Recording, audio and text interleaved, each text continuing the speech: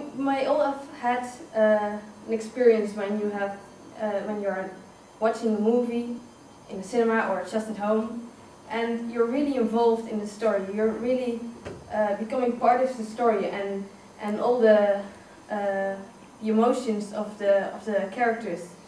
You really feel them strongly when it's really sad. You become really sad, or when it's really scary, you become scared. But this is only when it's a good movie. Then when you have a really bad movie, it might be the opposite. You might be laughing for something that was supposed to be scary or supposed to be sad. So what I was wondering, I'm really fascinated in what is it exactly that makes a good film convincing? What is it that you can create these emotions and create these atmospheres with?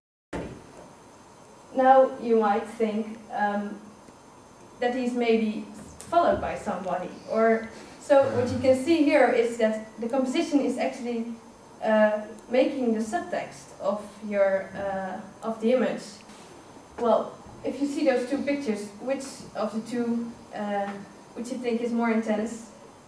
The one with more depth. And also what you see is not only the depth thing, but also this one has mainly horizontal and vertical lines, mainly vertical lines actually.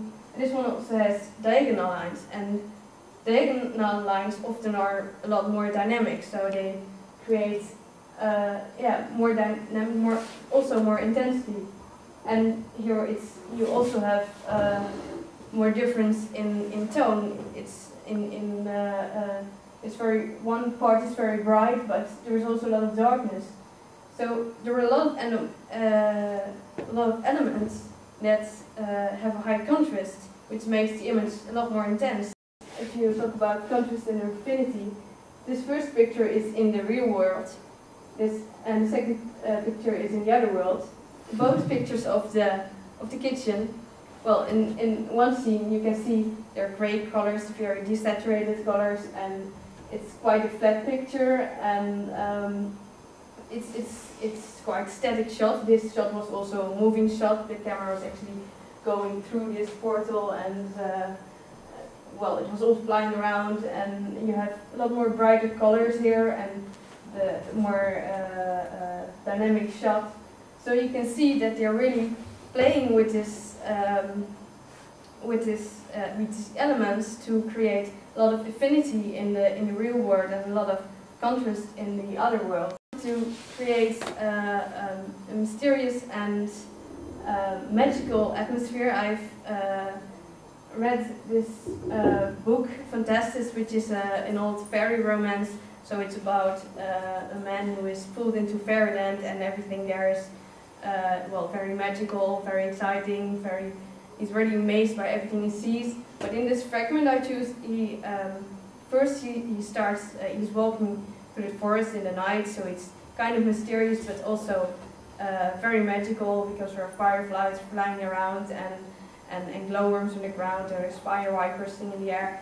And it's all amazing, but on a certain moment the mood is changing, and he's feeling as if he's haunted, and he thinks that there are things moving in the back, and that he will, that there is something that is haunting him, and wants to, well, wants something from him, and it's starting to get more dangerous.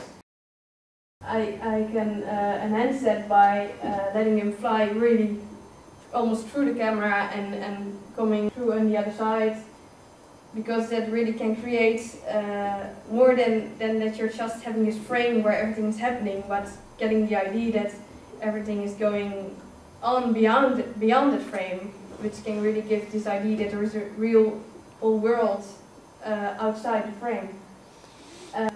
It's of course, it should be a mysterious forest, so it is in the night, so that already creates a certain mystery, because when you don't see everything, things are getting more mysterious, because you're wondering, what is it there? I can't see it, and still I can see something. So that's also what I want to play with lighting, by creating certain spots that are lit, and then other spots where it's dark, so a lot of contrast, but still that you think like there is something there, and are wondering, because the main character, all the moments he's really curious, so as an audience you should become curious too. So I think that was my presentation. Wow.